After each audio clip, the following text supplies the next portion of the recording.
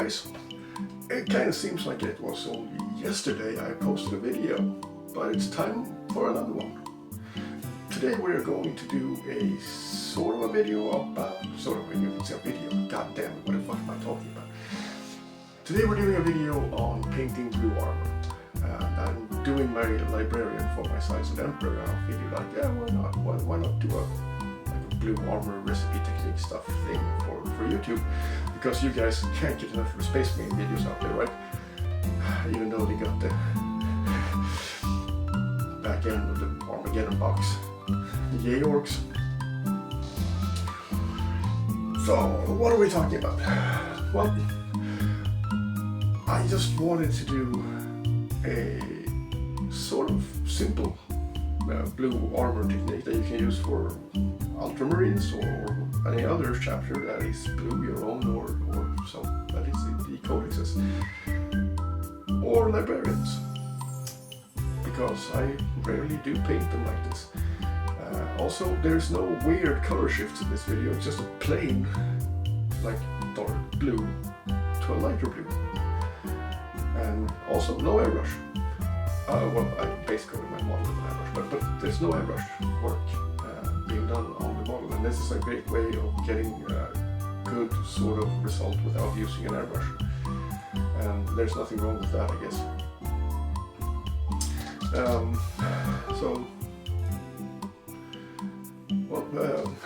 That's enough about me rambling. Have a look at the video instead, and like, subscribe, comment, share my videos with the world. Sorry. Enjoy. So here we are. We are going to use these three paints. I'm also going to say I'm sorry for the bad lighting at the first start of this video, because I didn't put on the light properly. The model has been base coated pretty much, it's just black, and that's it. I did use an airbrush for the cloak though, because I'm going to do stuff with it later. That's just going to speed it up. So we're starting off with the darkest blue, the dark Prussian blue, I think it was. And I watered this down a little bit, just splash it all over the armor parts, everything that I want to have the blue color on it. It's pretty straightforward. I'm using a good old brush that I have probably totally destroyed once upon a time, but it's great for like doing these sorts of base coats where I don't really care if the color would, get up into the ferrule of the brush or whatever. And it's also kind of a little bit sloppier. It's not that, it doesn't have a point yet left anymore, so it's just easier to do these base coats using something like this. You could also use like a cheap synthetic brush or whatever.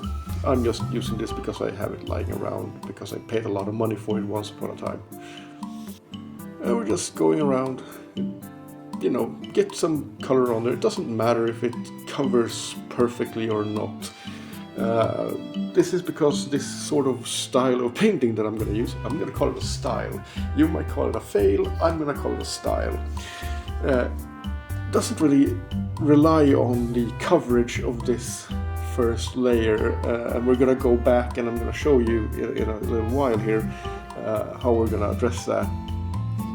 The unevenness of this first layer is also going to add a little bit of a feeling to it. That it's sort of dirty or scratch or stuff like that. It's got some age to it, and that the paintwork wasn't done yesterday, even though my sides of Emperor are pretty new and nice and shiny, which this guy will also be, by the way. But it adds flavor. Let's call it flavor. You can call it a failure, I'll call it a style and a flavor. Now we're going in, as you can see, I'm sort of going over the miniature once again, and this is to add like areas where I want the light to be. And as you can tell, those places are getting a lot more blue color. The black is still shining through at some spots on this miniature, and we need to remove that on these areas that we are going to do the lightest, where we want the focus to be, or where we want the cast lights to go, or secondary lights, or whatever, Yeah, you see, I turn on the light, and now you can't see anything because this miniature is so dark. But I'm focusing in on the tops of the like shoe armor, and the top of the belt buckle, and top of his head, and the psychic hood, and the shoulder pads and stuff like that. And I'm also slightly sketching in where I think I'm gonna want to have the like shiny streaks on his calves and stuff like that. And this is to just make it easier the longer we go, I guess. And once this is sort of semi-dry, we're gonna go in with the Teclis blue color.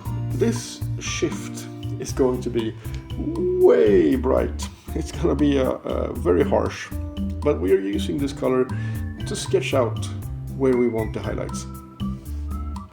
And we're going to use mixes and glazes to sort of mellow it out and make it not so harsh, because right now this is a very harsh transition. But we're just going over, and I'm sketching out the highlights and doing it like this is where I figure out what I want to do with the miniature. I knew about the knee pad because I've painted Space Marines before, so I want to do that with the knee pad, and that was nice. And then came the problem with the runes that he's got carved here along the front of his leg, and that I had to like sort of address that there are runes carved in, but I also want the light streak to go there. So there's that. And by sketching the highlights in like this, we can work with them. We can modulate them. We can do a lot of stuff with them to make it look the way we want. It's not like a definitive sketch either. If I want to change something, I'll just go back in with the brush and blue, cover it up, or change it, or switch it over, things like that. And I think I do that across some places later. It's also important here, as you can see, I'm doing the lower part of the knee pad there, and that is to get the secondary light source bouncy thing off of the top of the lower leg greaves to shine up. We're gonna use a lot of those sorts of techniques, even though this is not the definitive tutorial to do that, but this is a tabletop version of it. A tabletop version of making it look kind of nice and cool. We're also going in doing the edge highlighting. That's pretty simple. Edge highlight stuff that I like. Some stuff I will not edge highlight and do a lot of work with, like on the other leg, a lot of it is covered by the cloak and other stuff, so we're not going to do as precise stuff there as we are doing on the other parts of this miniature. And don't forget that there are armor parts everywhere on this guy nowadays. I remember when Space Marines were simple, when it was just the same thing all over and over and over again. That's a lot more easier, but nowadays they have a lot more armor parts, and you have to get those parts as well. And yeah, now we're just doing the same thing as we did on the other foot on the new foot. It does look kind of shiny right now, doesn't it? And I am going for sort of a shiny look, because I don't like my librarians to be either too bright, like they are all this sort of Smurf color, and it's flat Smurf color, but I also don't want them to be flat, so I want them to be sort of shiny, but not metallic, because this is not a metallic paint job per se. You can do this too, like if you want to do a metallic shiny thing, you can just do this and then keep on going and keep on going. And if I would have done a display piece, I would have kept on going and adding more specular highlights and a lot more secondary sources and tertiary and whatever sources to get even more shiny details. But this guy is going to be on a gaming table like a meter away, so this is going to be enough for him. And yeah, I'm just going around looking for places where I can place sort of interesting shiny parts, let's call it that, to get your attention, kind of. And that is pretty much the meaning of the sketching, to get your attention to something that could be flat, but it's not going to be flat. I'm also doing a lot of edge highlighting, and we are still doing edge highlights by using the flat of the brush, not the tip. If you use a tip, you will get uneven lines. It's almost impossible to get good lines, especially if you're new to this.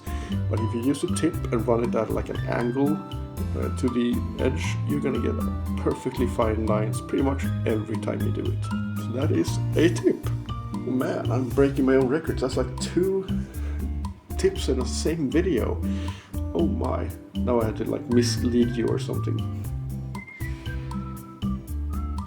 The head, I would say usually do the head brighter than the rest of the model. This is sort of a problem with Space Marine Librarian, unless you want to do like the helmet like a white or something, but I'm gonna keep with the traditional blue. So what I'm gonna do is I'm just gonna find where I want to get the highlights, sort of get the shapes and sketch out how I want to do things and how I want them to look. And I'm not really thinking about what I'm gonna do to make the head stand out yet. When the model is done, the head is an important part, and that's gonna have to be addressed further down the line. But for now, it just gets the same sort of treatment as the rest of the model. Edge highlights, volumes, finding where the light would hit, finding where the light would not hit, finding where the light might bounce off of something else. And the hood, I had sort of an issue with the hood, because I didn't just want to have a plain, simple gradient from the top to like the base of his neck or the back of him, because that would have looked kind of boring to me. So I decided to like break it up and put some like a shaded line space or whatever I'm going to call it in the middle of it, and then just do 2 separate parts that highlight to get it a little bit more interesting, even though it's like a piece you will probably never see. But for me, I liked the way it looked, so I kept it like that, and I'm gonna stick with it. I'm still just sketching. Oh my, I'm sketching a lot of this today. The arms, this is where things are actually... I remember I painted a Primaris Librarian a long time ago when they first came out, and I had painted this exact arm, the left arm, and it looked so good because I had for the first time used volumetric highlights. So that's a good thing. That means that you are following the shape rather than the Games Workshop heavy metal way. Nowadays they are doing more volumetric stuff, so that's today you can follow along with their stuff, but back then they did not do volumetrics. And that means you break down the shapes of everything. Is it a ball? Is it a tube? Is it a square? Sort of that. And here I'm going over more of those runes and carved in pieces. You can also see my fantastic transfer placement on his shoulder. Big up to me. And also the company where I got the transfers, which was the Forgotten Chapters, I think. They are amazing. This step is long. You can see here I actually messed up on both the shoulder pads, making that line way too thick. We're gonna fix that, because in the next step we're going to pull back a lot of the stuff, and then we're gonna come back with the same color again. Woohoo! Redoing things, that's awesome. We all love doing the same thing twice, don't we? This is me being perfect with showing you the model. It was obviously on purpose. The backpack gets the same treatment. Look for the shape, highlight the top of it, find where the lights should be hitting it, kind of. And as I said, this is a sketch. This is not perfect in any way. If you mess up, totally fine. We're gonna go over it anyways, and you're gonna be able to pull back, and you're gonna be able to soften or minimize and stuff like that. But this is just to get the rough idea of where you want the light to be. And you can do this realistically if you want to. I will never ever be good enough a painter to be able to do a realistic rendition like this, but I will be a mediocre enough painter to do sort of an idea of what it like this, even though it's probably super wrong in lots of ways. And if you go on and sort of, if I was going to do this as a display case, I would probably be having a lot more pre-work done, like getting photographs printed out of the angles where I want the lights and stuff like that. But I just can't be asked to do that with something that's just going to go on a table, or something I just want to paint for the fun of it and just have a couple of minutes of weird stuff going on. And now I am mixing the Teclis blue with the Prussian blue, and I'm actually doing two different dilutions of this mix. One is a glaze and the other one is for just painting. And the glaze is what I'm using right now. As you can see, it's just a transparent paint, and it will sort of pull back the sharpness of the transitions. But at some point I'm thinking like, I should change this, I could do this and do this, and I'm going to use the paint dilution. And the difference between them is that the paint dilution is a slightly thicker and will cover better, while the glaze one is thinner and thus more transparent. And I'm pushing the paint around, and I'm like pretty much starting in the lighter parts and pushing the paint away from it, so that I dispose the most of the glaze paint away from where I pretty much just want it to, I don't know. I'm using the brush as sort of like the delivery method. The paint is going to end up where I lift the brush. That's where the most paint is going to be deposited. So that's very important to think about when you're doing these sorts of things. That if you don't want to paint in a certain area, do not push the paint there and lift the brush. Push it away from there and lift the brush when you have left that area. In certain parts of this model, like on the elbows where I messed up, I use the paint thickness, so I can paint back sort of the stripe so that it gets thinner. At the end of this step, you should have a pretty rough looking miniature, but it's going to look better than it did a couple of minutes ago, because the transitions are now smoother. They are not perfect. If you want perfect, just keep going, keep glazing and keep using the color, and it's going to make it look perfect. But I don't have time for that. I want to play with my miniature right now, so I'm doing the fast version. And I'm looking around, trying to find, is there any more? Yeah, sure, let's go over here. I want to darken these things down so that they are not as sharp, because they are not in the light. Same with the orbs on his like ankles or whatever you call it. Those need to be sort of pushed down.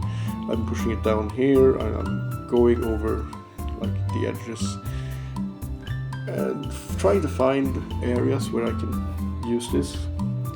I'm also using the paint dilution, the thicker one, for sort of highlights and stuff on the shaded areas, like on the inside of his leg, or also at the lower parts of the elbows and shoulder pads. I'm doing the shoulder pads off camera because I messed up, so there's a tip. Now going back in with the Teclis blue once again. And this is to refine and sharpen up and sort of make that color really, really pop, because it's a little bit muddy after the glazes and stuff like that. And also, since it was just one layer before, it's also not totally perfect due to that thing only being one layer. By adding the second layer, we are pretty much getting the full vibrancy of the color. We are getting it to look the way it's supposed to look, which is also helping a lot with the transitions, because you get another step.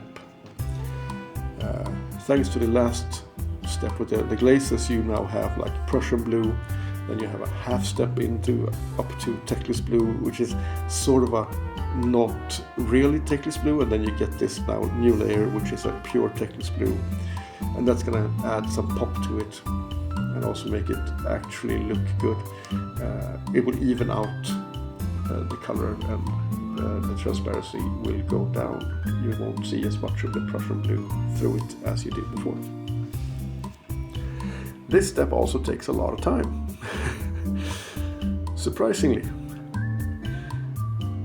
But it is very important that you make sure that your coverage is perfect.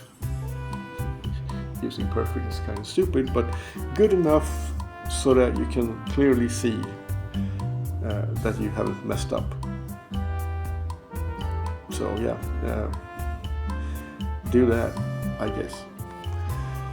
What's important here is that you use like the typical highlight behavior. So you're gonna go into a smaller area inside of that Teclis blue that you put down before.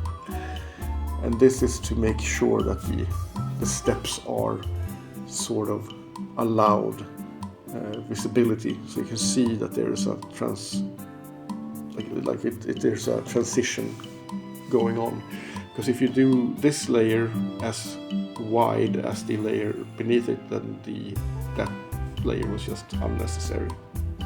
It's an unnecessary step, and it won't look nearly as good in my eyes. And since that's my opinion, that's the one that counts, right? This is also a perfect step to go in and get some really sharp, nice edge highlights on stuff, especially if you have parts that might be not directly in the light as well.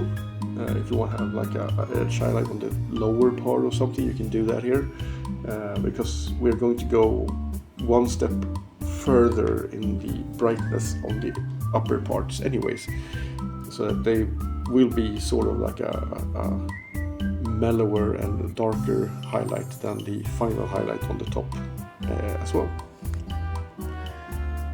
You can see me going like that's frenetically painting right there. Oh my god, double speed. Yeah, this blue armor took me about an hour to do, by the way, and that's why it's only like 34 minutes long, this part of the video, because it took just an hour to do the entire model's armor to a standard that is halfway decent in my eyes.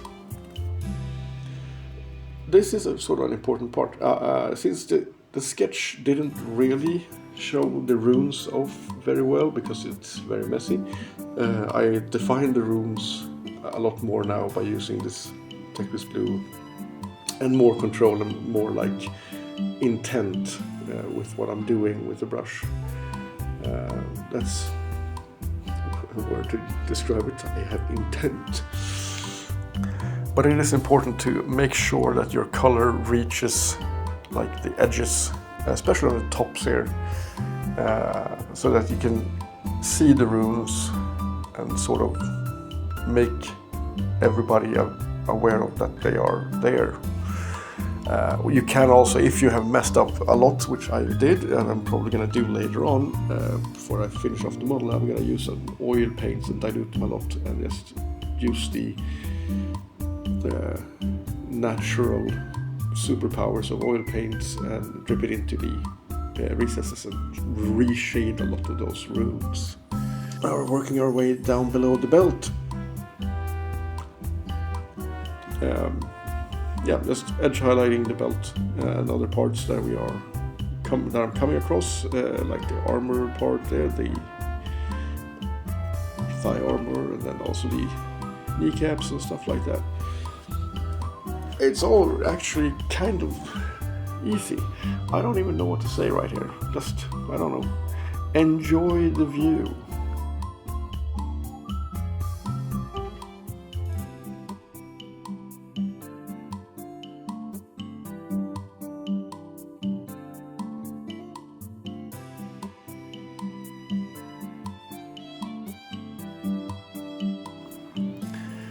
When it comes to the knee pads, I like doing what I'm doing right there. and that is to give sort of a line. I do edge highlight both edges, like the back and the front of the sharp edge of that knee pad, but then I also do a line across it to show where the light is like hitting it, and that looks really good to me. I don't know why. It might be for some artistic reason, I don't know, but it looks nice, and that's a tip. And here I'm going through the hellish event of painting a specular highlight on a set of the rune carving things on his leg that I still don't really care about, I guess. But I'm doing this because I wanted the highlight to be on the front going down. And that means I have to actually do the transition in the middle of all these runes as well. And that is not easy. So I probably messed that up, but hey. At least the miniature is going to be playable and in the end right. Even painting the feet. I used to hate painting Space Marine feet because they have this weird shape or something. Don't know why. I also never liked painting Space Marine backpacks, and I would have loved to have Space Marines without backpacks, but that looked stupid, so I had to learn how to paint those and enjoy that. Here I'm going back. I use the mixture again between the two colors to add highlights to the runes that are not in the lightest part, because those parts also need to get a highlight. It's a good tip. Everything needs highlights, even though they are shaded or in the shade. Here I'm cleaning up the edge, because that thing is messy. It really is. I didn't do a good job in painting that, and it's still not going to be very good. But it's painted. So yeah, and it's blue, very blue. And just adding some edge highlights. Going over the top of that ball-shaped thing means that you're going to go the thicker highlight on the top and then perhaps a edge highlight on the bottom of it. And yeah, here I'm doing the thin line in the middle of the highlights and getting that to shine a little bit more. And then the edges to just cap it off. Like I said, this isn't a perfect paint job, but it sort of shows the ideas behind it, and you can expand upon this 1,000-fold probably if you want to. So if you're going for display piece, this might be a start, but it's not the definitive answer. Like if I would have done this for display piece, I would have done like 2 more layers of glazes and stuff to sort of really make those transitions buttery smooth. They will not be buttery smooth on this one. I would even do a glaze at the end of it, and then also add like a second top highlight over the top of the glaze that I put on them. But I'm not going to do that here because this is going to be good enough. And if you don't think so, tell me in the comments and I'll defend my faith in myself. And as you can see, the difference between the 2 legs is also noticeable because like I said, this leg is sort of in the shade from the cape, so I'm not going as bright on it as I have on the other leg. Even though it kind of go bright, but it's still a little bit more pulled back compared to the other one. And that is a choice that I made because I sort of want to keep a semi-realistic feel to it. And also show you guys that you can actually paint darker stuff to show that it's shaded. Kind of cool, huh? Advanced techniques. There's like 3 things now in this video. Oh my god, I need to get paid now, I guess. We're on to the hated backpack. They had carved runes into these exhaust things. That's just mean. But yeah, we're painting those just like I did on the shoulder pad, trying to define where they are, to show that I have understood that there are carvings on these things, even though I don't understand the carvings themselves. But yeah, if you don't do this, it's gonna look really weird, trust me. And we don't want to look weird that way. We want us to look weird. We don't want our miniatures to look weird.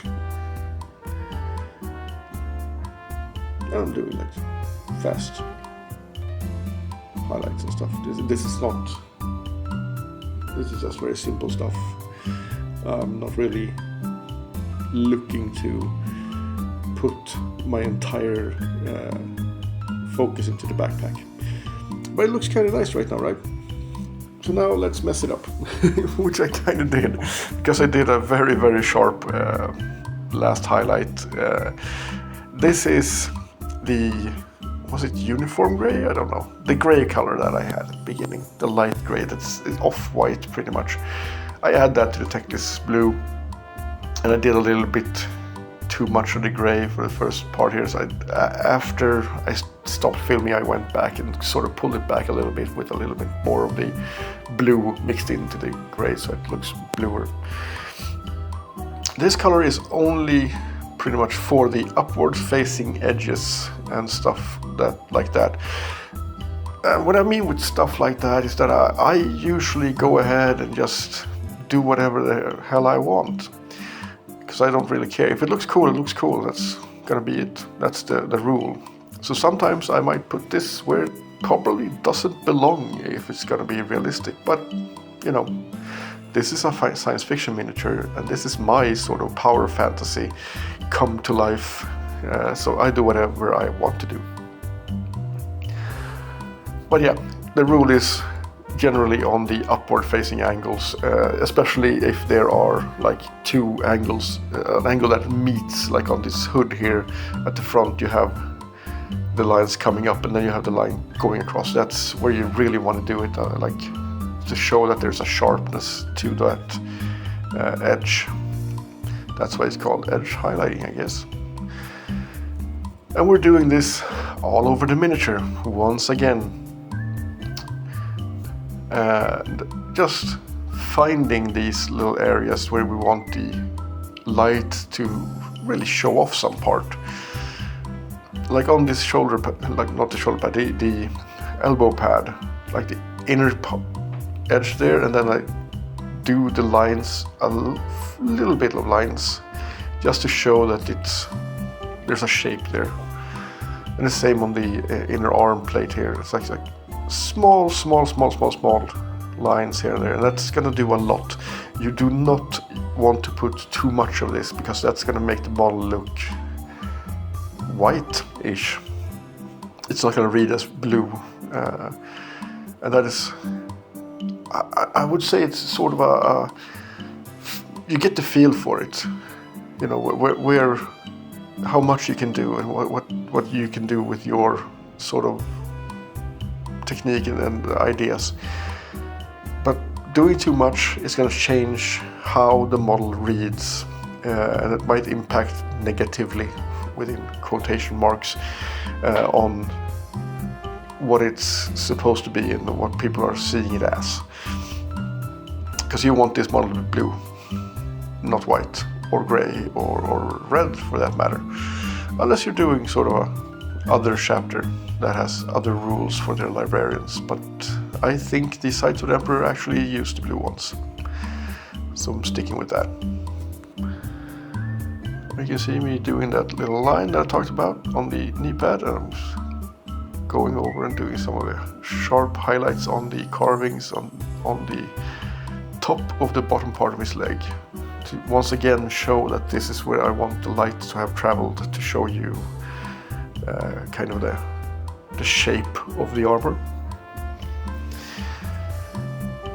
And just small dots and lines everywhere,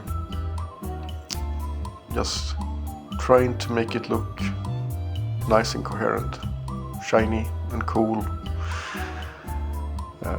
but at the same time not spending the entire night on painting it, because that would have been unnecessary for this particular miniature and project. I'm once again awesome at showing my miniature, keeping it in picture, in frame. And you can see that I don't like painting feet, because I'm like constantly going back and forth and like, how should I do this? How should I do this? stuff like that. And you can see I'm using a little bit. I show you the edge, but I'm not gonna do the same as I did with the other leg because it's shaded once again. And we're coming to the end here soon. I'm on the backpack again, doing the edge highlights, doing what I can to make sure that it looks sort of good.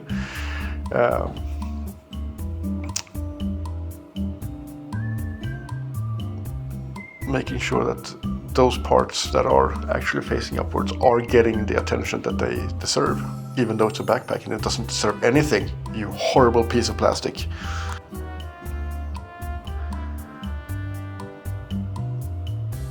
And now I'm just finishing that off, kind of looking over, is there anything else I'm gonna do? What am I doing here? How do I do this? Am I done? Which I think I kind of am.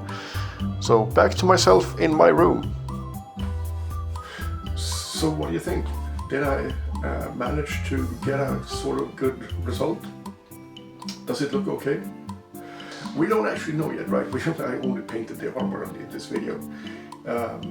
Look out for the next video in this series of my Sights of Emperor. That is a long running and will be long running video series. Because I'm gonna finish him and also finish his friends as the second batch, the second installment for my Space Marine army. And that will be also coming up very, very soon, in like a couple of days, week or so. But yeah, what do you think? Is it a nice blue armor? Does it kind of sell for what it is? I don't know, I just like it, I think it's cool. So if you want to do this on a whole army, that will probably look pretty goddamn badass as well. But yeah, tell me in the comment section or something. Should I do more like this, like focusing in on things instead of doing like the whole miniature in one go? Because I don't know what you like yet. I haven't gotten that feedback, so to say. Well, that's all for me right now. I'm gonna have to go do some cooking, and then I'm gonna continue painting all the yellow on my next batch of Sights of the Emperor. Yeah.